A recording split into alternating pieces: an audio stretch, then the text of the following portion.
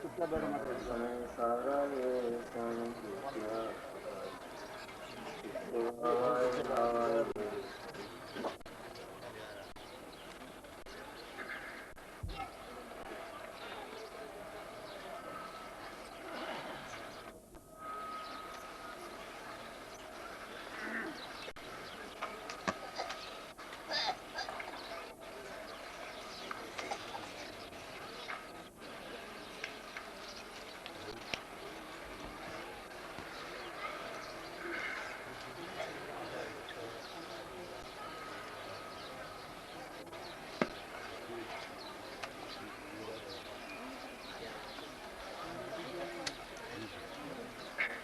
समय सार कर्मागम है।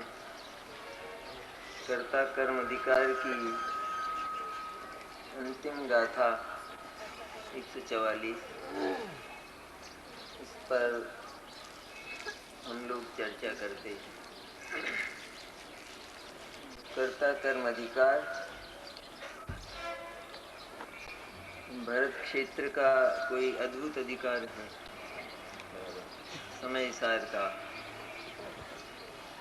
इसके हेतु पर हमने विचार किया था, कर्ता कर्म अधिकार की सृष्टि क्यों हुई, क्या आवश्यकता है। कर्ता और कर्म का वास्तविक स्वरूप बताना इस अधिकार का प्रयोजन है। और उसकी जो पद्धति है,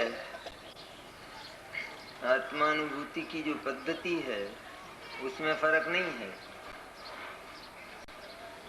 कर्ता और कर्म कहकर भी आत्मा का वास्तविक कर्म क्या है, यह बताकर भी कर्म की दृष्टि नहीं कराते हैं, बल्कि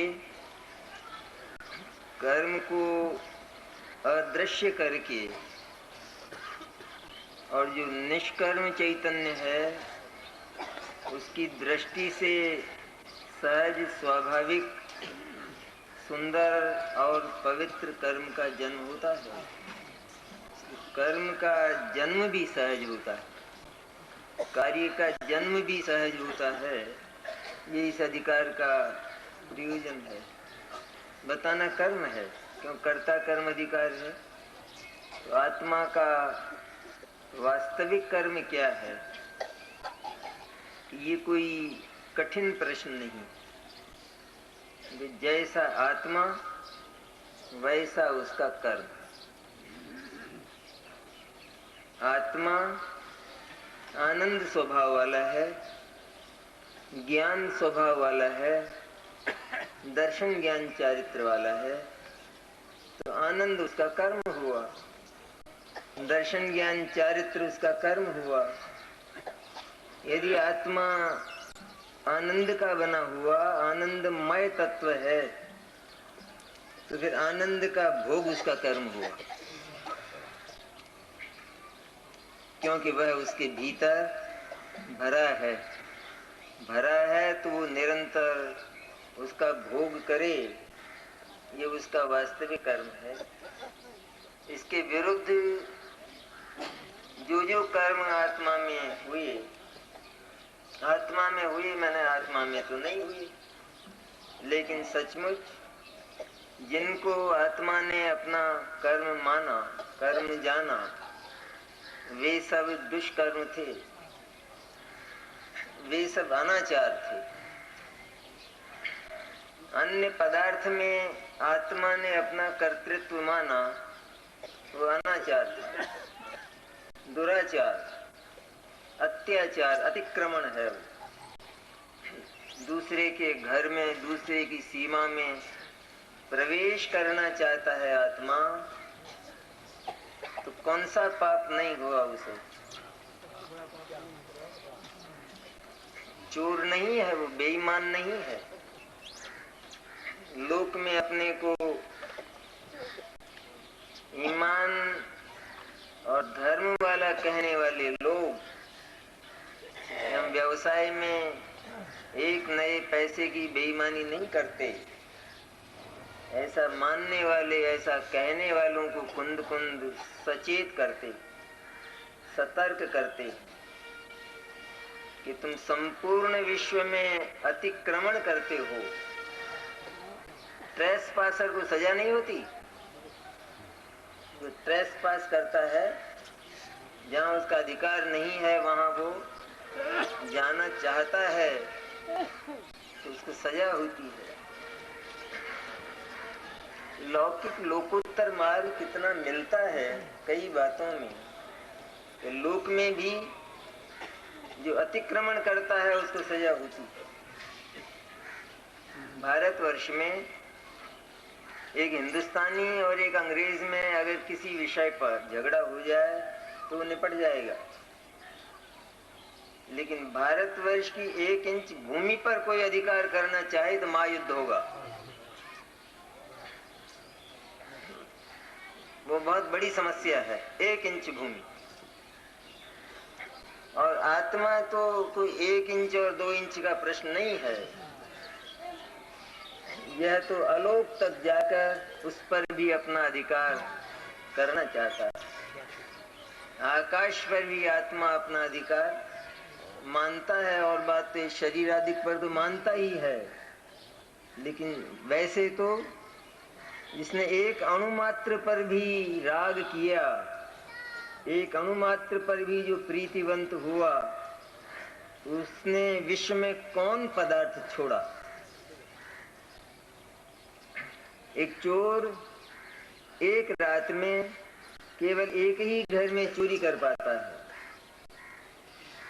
लेकिन उसने विश्व का कौन सा घर छोड़ा है? एक भी घर नहीं छोड़ा है, भले वो नहीं कर पाएगा अपनी जिंदगी में।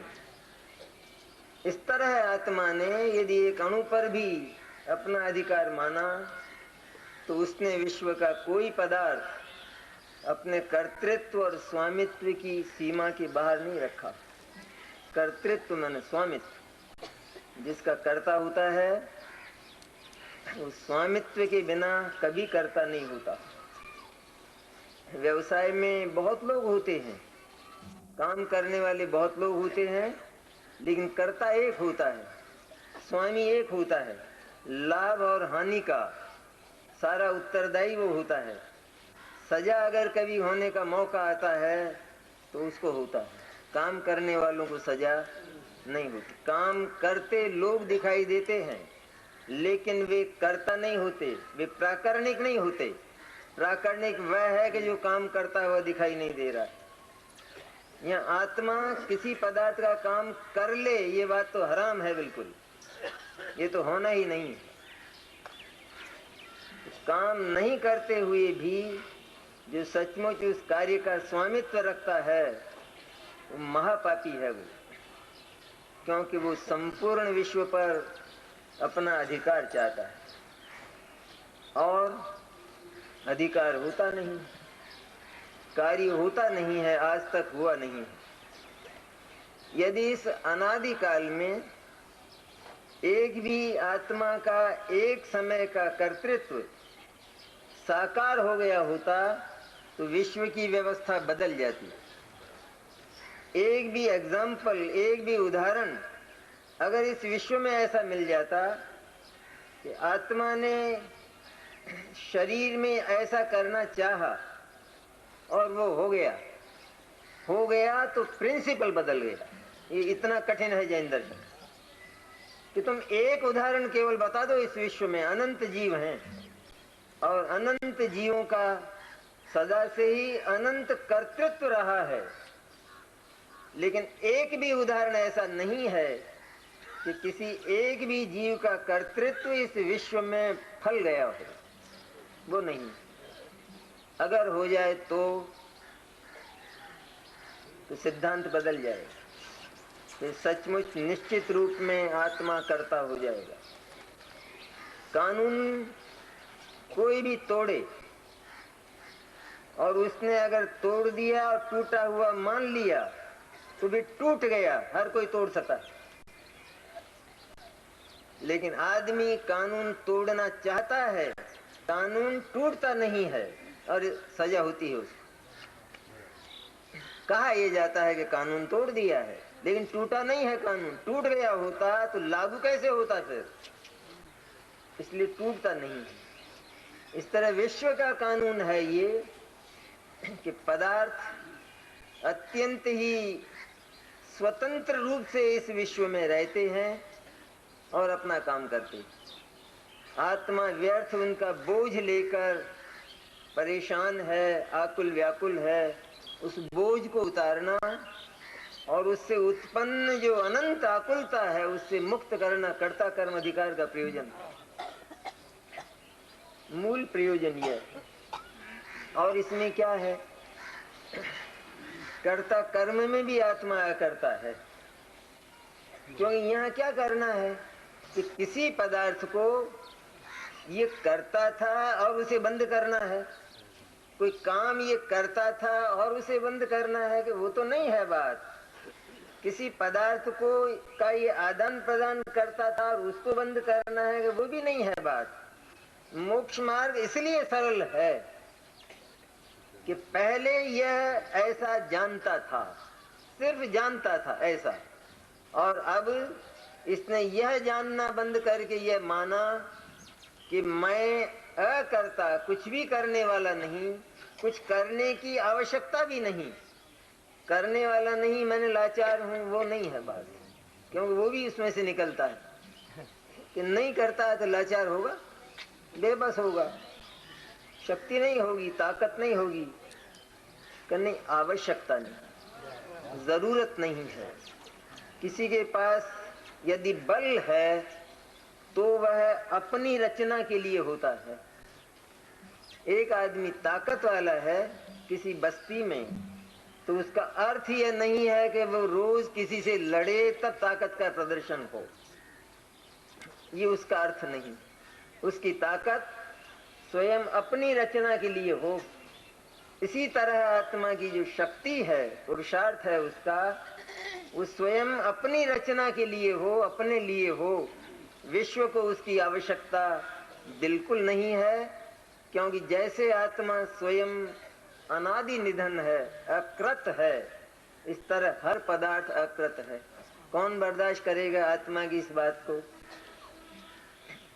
मौन संदेश इस सृष्टि का है कि तुम हमारे बीच हस्तक्षेप मत करो, छेड़खानी मत करो, इसका नतीजा अच्छा नहीं होगा। कर तो सकोगे ही नहीं, लेकिन इस तरह की चेष्टा अपने भीतर भी मत करो। लेकिन ये सुनता नहीं है, और अंत में जो होता है उसे सब जानते हैं। जिनवाणी उसका चित्रण करती है कि क्या उसका फल होता है कर्ता कर्म का। वो बोझ एक क्षण में उतारती है जिनवाणी कि तुझे क्या जरूरत है, आवश्यकता क्या है। हम किसी पदार्थ में कुछ करना चाहते हैं तो उसका कोई प्रयोजन तो हो। उस पदार्थ के पास हमारे लिए क्या है कि वो हमको दे सकेगा। हम जो चाहते हैं वह यदि उसके पास है तो जरूर लें। कोई आचार्य थोड़े इनकार करते हैं, वो तो ये कहते हैं उसके पास अगर है, तुम्हारे पास अगर नहीं है, उससे तुम्हारा काम चल सकता है और वह तुम्हें देने को तैयार है तो अवश्य ले लो, हम समय सार बदल देंगे, हमें कोई दिक्कत नहीं। लेकिन प्रश्न यह है कि ये होता ही नहीं है और तुम्हें जरूरत नहीं है। दो बात है। तुम इतने भरचक हो कि तुम्हारे पास कुछ रखने की जगह ही नहीं है। कहाँ रखोगे लेकर? एक एक चप्पा चप्पा तो तुम्हारा आनंद से भरा हुआ है, वैभव से भरा हुआ है, वैभव संपन्न है आत्मा। बस यह बात एक बार भी ज्ञान ने और श्रद्धा ने स्वीकार नहीं। दीन और दरिद्री तो लगा, कमियों की चर्चा तो रही सदा, और जगत के पदार्थों की कमियों की चर्चा अगर नहीं की हो तो भी अपने भीतर ही अपनी कमियों की चर्चा की। दुखी हैं क्या है, क्या हाल पूछते हो? दुखी हैं। किसी को कहा जाए तो अज्ञानी है, ज्ञान नहीं है हमारे पास। पर आचार्य तो ये कहते हैं कि तू दुख का बना हुआ कहाँ है? दुख तो विकार है, और विकार का बना हुआ कोई पदार्थ होता नहीं है। आदमी उसे नहीं कहते कि जिसको बुखार आता हो, ये आदमी का लक्षण है। बुखार आता तो है, आ सकता है, लेकिन वह आदमी का लक्षण नहीं है। इस तरह आत्मा उसे नहीं कहते कि जो दुखी रहता, जो अज्ञानी हो, क्योंकि उसके भीतर अज्ञान का और दुख का नाम निशान भी नहीं है। आनंद की सिद्धि दुख से हो जाती है आत्मा में। कहाँ है आनंद, कहाँ है? दिखता दिखाता कुछ है नहीं। जिस तरह दिखता है उस तरह देखना चाहता नहीं है, और जिस तरह नहीं दिखता है तो उस तरह आंखें फाड़ फाड़ कर देखता है, पर दिखाई नहीं देगा। क्यों? आत्मा किस तरह दिखाई देता है वो इस गाथा का विषय है। कैसे दिखाई देता है? ये देखना चाहता है आंखों से, ये देखना चाहता है कानों से, ये देखना चाहता है नाक से, ये देखना चाहता है जीभ से, और ये देखना चाहता है मन से, और इनसे वो दिखता नहीं, वो नहीं दिखेगा। कोई गाना गाता हो और आदमी बहरा हो तो वो कहता है मैंने तो जीभ से ही स्वाद ले लिया, उसका इतने बहुत अच्छा किया। अरे पर वो होता नहीं है ना, हो नहीं सकता है। आत्मा जिस तरह दिखाई देता है ना, आत्मा यदि वह है तो जानने में आएगा। कौन कहता है कि है और जानने में नहीं आएगा? ज्ञान का काम जानना है, इसलिए है आत्मा और अनंत शक्तियों का सम्राट है। यह बात एक बार भी आत्मा के विश्वास में नहीं आई। उसको आत्मा खोखला लगा हमेशा ही, ऐसा लगा भी जैसे बिल्कुल रीता है और इसको भरना है, लेकिन वह पूरा है। आनंद उसका स्वभाव कहाँ है? उसकी सिद्धि कैसे होती है कि दुख नहीं होता है। दुख का अनुभव भी हर जीव प्रत्यक्ष करता है कि मैं दुखी हूं, मुझे दुख हो रहा है। तो दुख के लिए उसे पूछा जाएगा अच्छा बताओ कौन से रंग का है, तो दुख का रंग बता सकता है तू? तो दुख का रंग अगर तू नहीं बताता है तो फिर दुखी नहीं है कहते। यही दुखी तो मैं हूं, क्योंकि मुझे प्रत्यक्ष अनुभव में आ रहा है। दुखी हूं, बहुत दुख है, ऐसा मुझे वेदन में आ रहा है।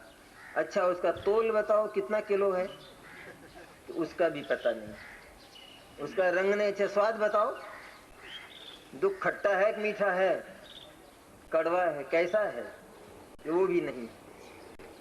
तो क्या है उसमें? आवाज आती होगी दुख में? आवाज भी नहीं आती, लेकिन दुख है।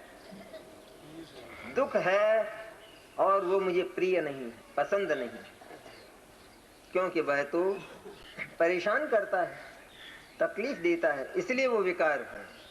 और विकार तब तक नहीं होता कि जब तक उसके पीछे, उसके विरुद्ध, उसके विपरीत कोई शक्ति ना हो, तब तक विकार नहीं होता है।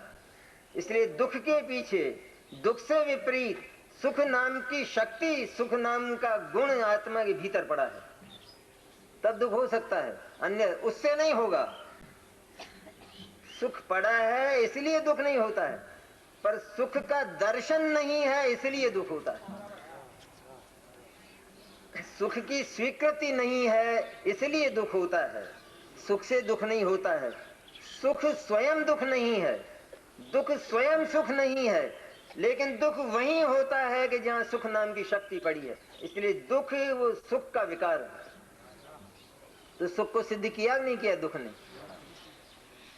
अगर हो ही नहीं, बिल्कुल कोई चीज ही नहीं है, तो पर्याय नहीं होगी। हो सकती है पर्याय? नहीं हो सकती। मुनिराज हैं तो मुनिराज नग्न रहते हैं। अब कोई ये कहे कि मुनिराज के कपड़े चोरी हो गए, क्या विचित्र है बात। अथवा कपड़े फट गए, कपड़े कहाँ थे? कि कपड़े तो नहीं थे लेकिन फट गए। ये संभव नहीं है बात। जहां वस्तु नहीं है तो वहां पर विकार, वस्तु है, गुण है तो विकार हो ही हो, सो आवश्यक नहीं। यहाँ तो ये हुआ है कि गुण भी था और विकार भी हुआ हर आत्मा में। कोई आत्मा सदा से शुद्ध पर्याय में था ही नहीं, हमेशा से।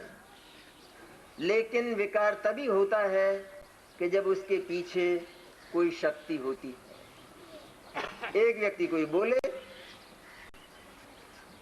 कि मेरे करोड़ रुपए की चोरी हो गई। देखो, करोड़ रुपया था तेरे पास, तू तो भीख मांगता है। तो करोड़ रुपया तो नहीं था लेकिन चोरी हुई है। तो किसकी हुई चोरी? जब वस्तु नहीं थी तो फिर पर्याय कहां से होगी? वस्तु है, शक्ति है, तो पर्याय सही और गलत, सम्यक और मिथ्या, दो प्रकार की हो सकती है। लेकिन शक्ति ही नहीं है तो पर्याय नहीं होगी। इसलिए जो होने वाला दुख है प्रति समय वेदन में आने वाला, वो सुख नाम की शक्ति को, सुख नाम के गुण को बिल्कुल सिद्ध करता है। और दुख का वेदन आत्मा में ही होता है, शरीर में नहीं होता। मानते ही है कि इसमें होता है। ये अवश्य है कि बुखार शरीर को आया, पर जिसको बुखार आया उसको दुख नहीं, जिसको बुखार नहीं आया उसको उसका दुख है। ऐसा पागल कौन मिलेगा? जिसको ज्वर है वो दुखी नहीं है, उसने कभी शिकायत नहीं की कि मैं गर्म हो गया। हो गया गर्म तो मेरा स्वभाव है, वो तो मेरा गर्म होना, ठंडा होना, ये तो काम ही है मेरा रात और दिन का। लेकिन ये कहता है कि मैं गर्म हो गया। गर्म हुआ है कोई और, उसे बिल्कुल तकलीफ नहीं है, और आत्मा कहता है कि मैं गर्म हुआ हूं और मुझे कष्ट है, मुझे तकलीफ है। इस समस्या का समाधान कौन करे? कि केवल कर्ता कर्म अधिकार कुंद कुंद जैसे आचार्य इसका समाधान करते हैं कि जो गर्म हुआ है उसी को गर्म रहने दे, तू कभी गर्म होता नहीं है, क्योंकि गर्म होना तेरा स्वभाव। तेरे पीछे ऐसी कोई ताकत नहीं कि तू गर्म हो जाए, ऐसी कोई शक्ति ही नहीं है आत्मा के भीतर। इसलिए मैं गर्म हुआ हूं ये जिसने माना है तो वह अवश्य ही अनंत काल तक शरीर का कर्ता बना रहेगा, उसकी सुरक्षा का प्रयत्न करता रहेगा, और उसकी सुरक्षा कभी होने वाली नहीं है। इसलिए कष्टों के पर्वत सदा इस पर गिरते रहे, मुक्त नहीं हो सकेगा। ये निचोड़ करता कर्म अधिकार का, चिंताओं से मुक्त होने का, भार को उतार कर फेंकने का एकमात्र यदि तरीका है तो आत्मा ये जाने कि मैं सिर्फ ज्ञान वाला हूं, सिर्फ ज्ञान मेरा धन, ज्ञान मेरी संपत्ति है। और ज्ञान वो कितना पवित्र और कितना निर्मल है।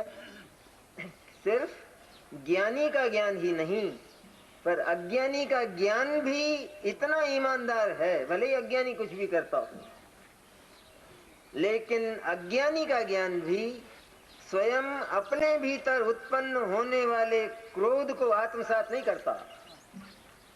उस ज्ञान में क्रोध आता नहीं है अज्ञानी के ज्ञान। हाँ, वो मानता जरूर है कि मैं क्रोधी हो गया।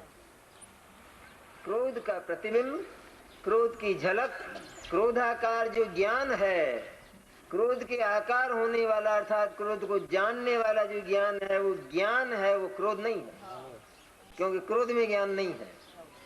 इसलिए क्रोध स्वयं जानता नहीं है, लेकिन वो जाना जाता है ज्ञान के द्वारा। ज्ञान में जो क्रोध दिखाई देता है वो क्रोध नहीं है,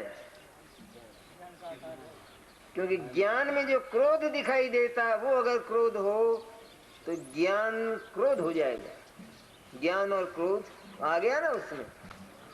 ज्ञान की सीमा में अगर क्रोध का प्रवेश हो जाए तो दोनों एक में एक हो जाएंगे। इतनी सुंदर वस्तु व्यवस्था है। ये तो आत्मा के भीतर की बात।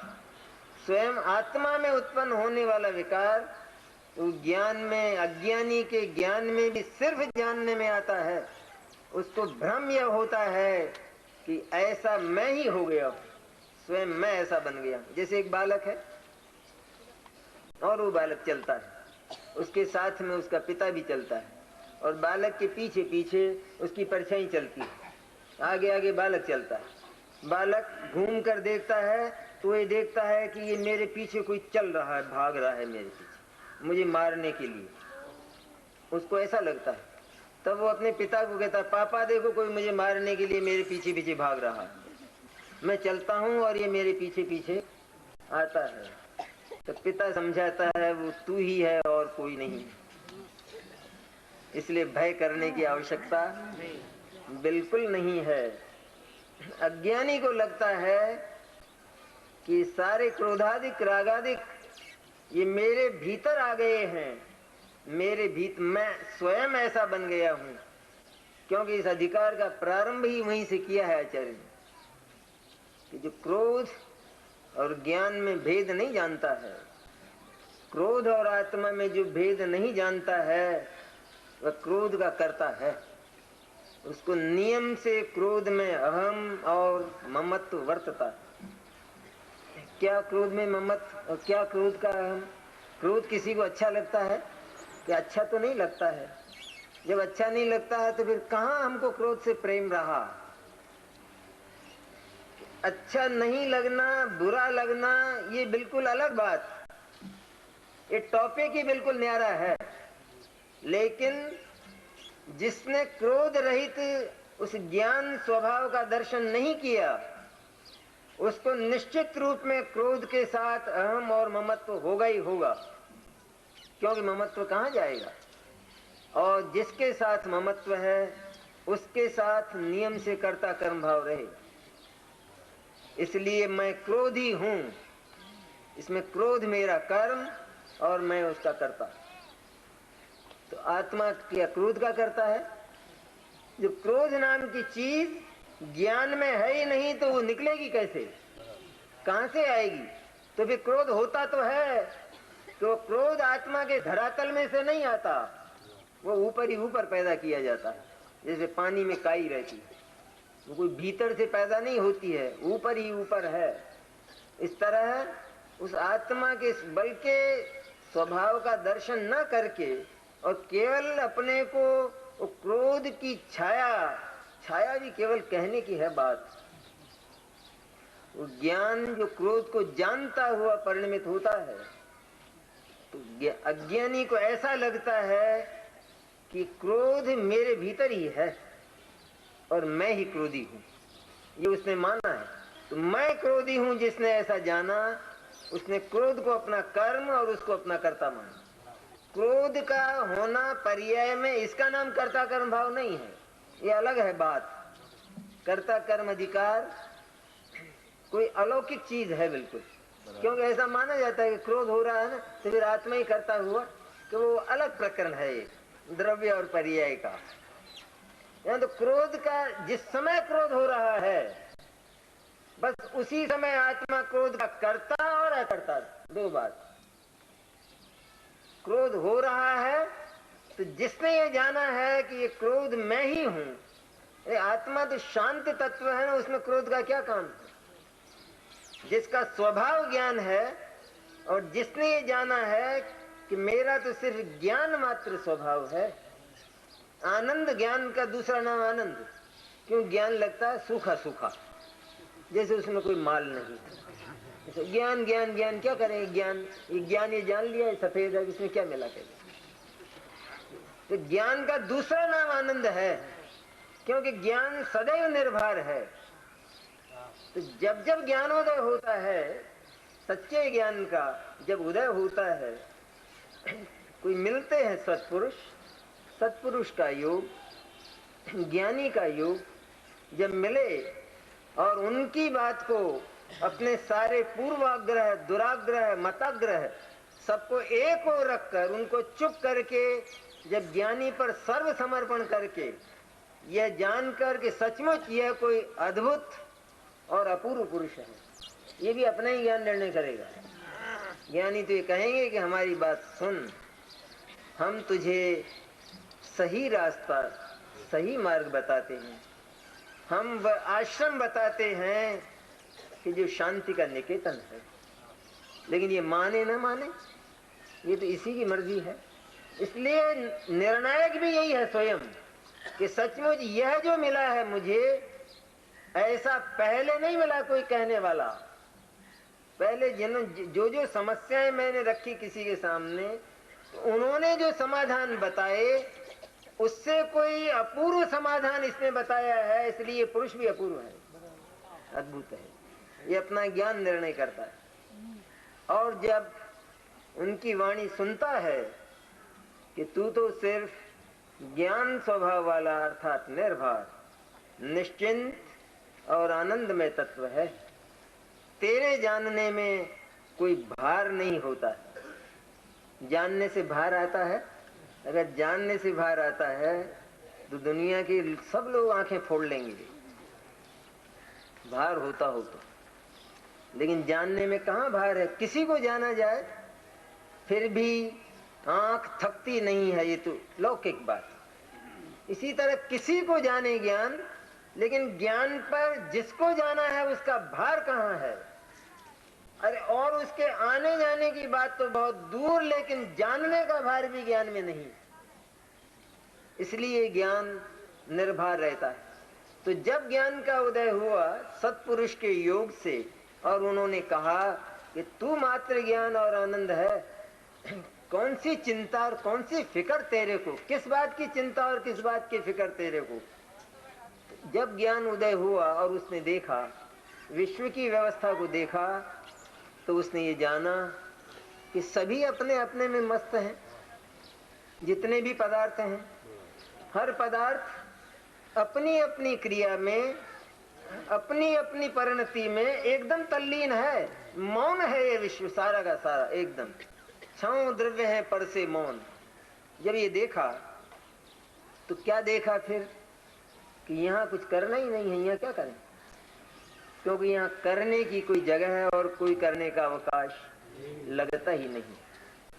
और यह जाना तो क्या फिर जानता ही रहा? जानता रहा तो उससे बड़ा मूर्ख कौन होगा? फिर क्या जानता रहे कि जहां कुछ करने का अवकाश नहीं है, जहां कुछ देने का अवकाश नहीं है, जहां से कुछ लेने का अवकाश नहीं है, कोई अवकाश ही नहीं है कुछ। सबके सब मेरे से अन्य हैं, पराये हैं, और सबके सब स्वतंत्र और आजाद हैं। सारी सृष्टि आजाद है। जब ये जाना तो ये जानते ही ज्ञान वहां से फिर गया, लौट गया, यहाँ मेरा काम बिल्कुल नहीं है। तो फिर कहाँ आया? फिर कहाँ आया?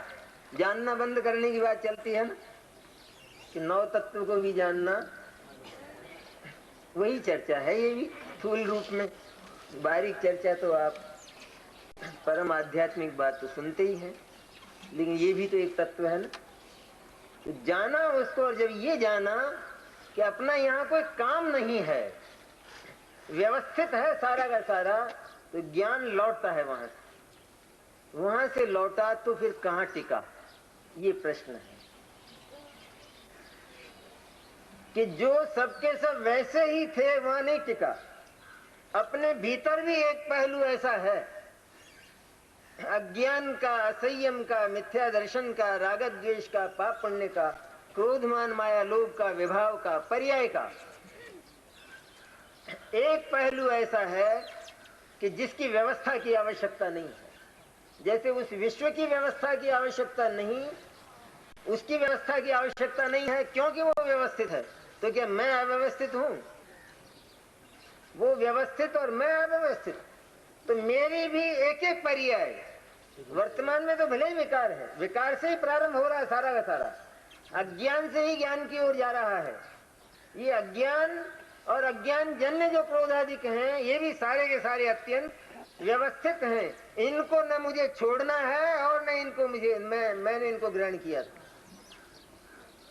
क्रोध को आत्मा ने ग्रहण नहीं किया, तो क्रोध को आत्मा छोड़ता भी नहीं है। छोड़ने और ग्रहण करने का धंधा, ये धंधा है कि जो कभी पूरा होने वाला नहीं। धंधा पूरा होने वाला है क्या कभी?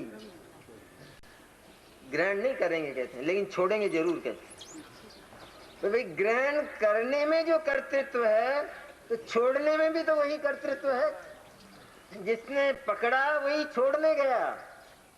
ये कर्तृत्व नहीं, ये काम नहीं है, छोड़ना काम नहीं है, वो भी है। और ज्ञान को तो इतनी फुर्सत, क्योंकि वो ग्राहक नहीं है और वो त्यागता भी नहीं है। केवल त्याग का नाम लिया जाता है, लेकिन ज्ञान कोई त्याग करता नहीं। त्याग करे तो ज्ञान का ही त्याग हो, फिर आत्मा ही ना रहे। इसलिए कुछ भी त्याग करने के लिए उसके पास नहीं है और ग्रहण करने के लिए भी कुछ नहीं है।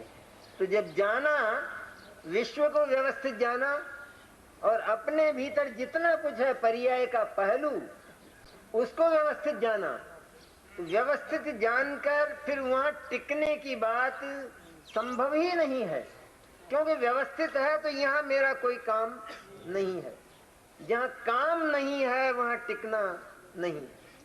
व्यवस्थित जान ले और फिर भी वहां नजर को टिका कर खड़ा रहे तो उसने व्यवस्थित नहीं जाना, उसको कर्म जाना है उसको। बराबर।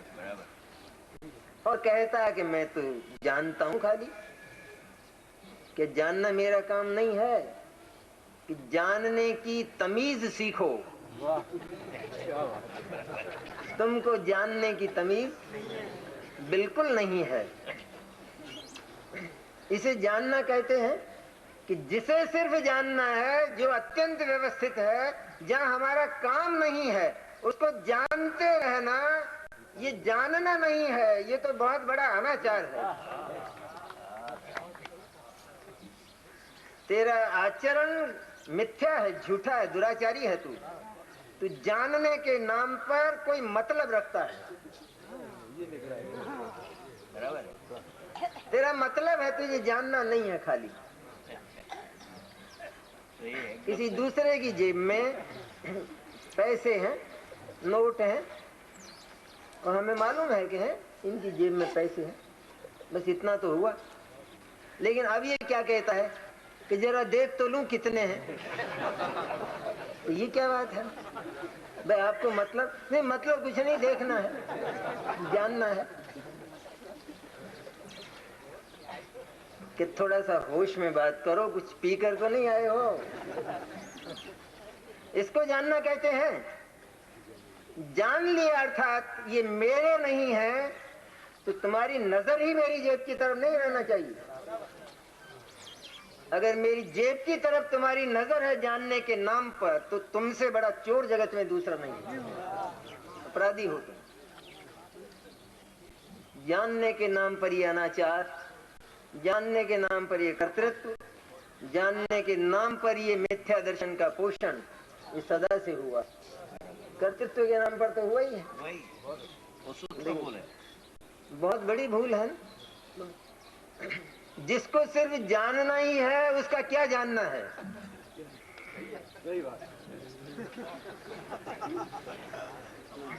कुछ काम हो तो जानते रहो, लेकिन जब कुछ काम ही नहीं है, सिर्फ जानना ही है।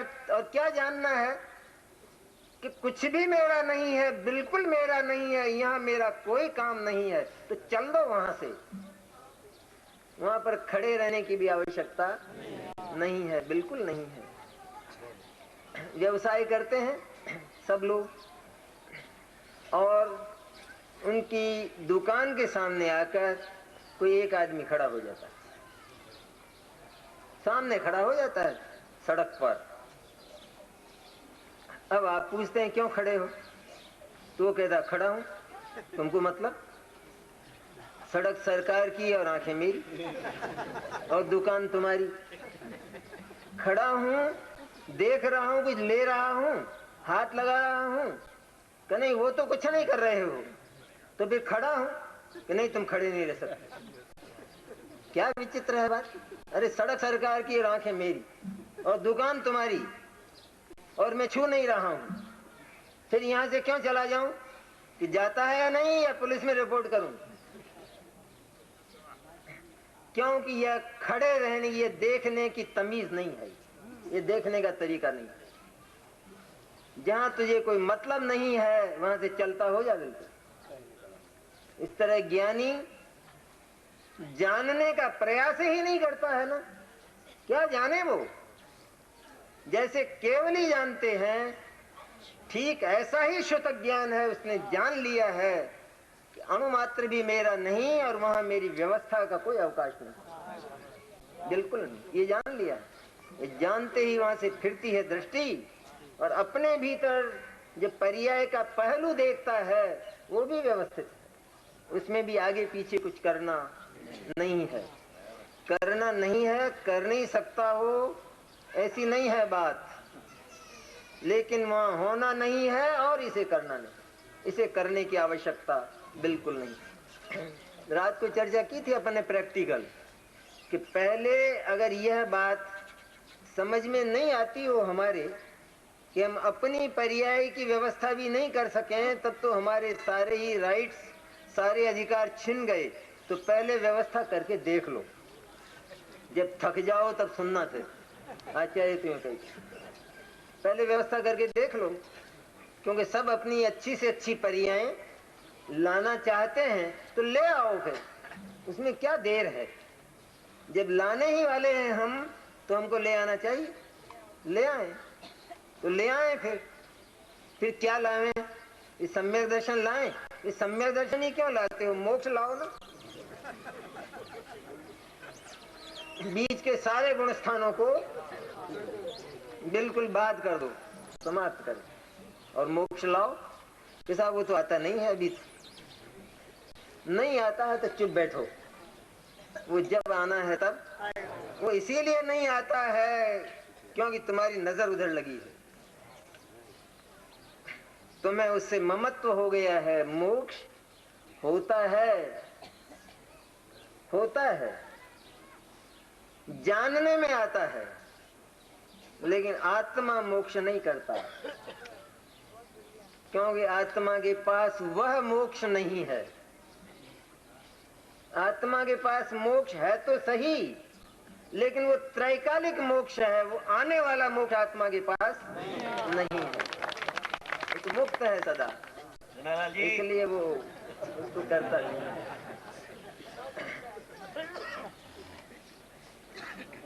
वह मोक्ष आत्मा के पास हो तो आत्मा लांछित होता है, कलंकित होता है, क्योंकि वह मोक्ष बंधन के बिना नहीं आता। पहले बंधना पड़े तब वो मोक्ष हो।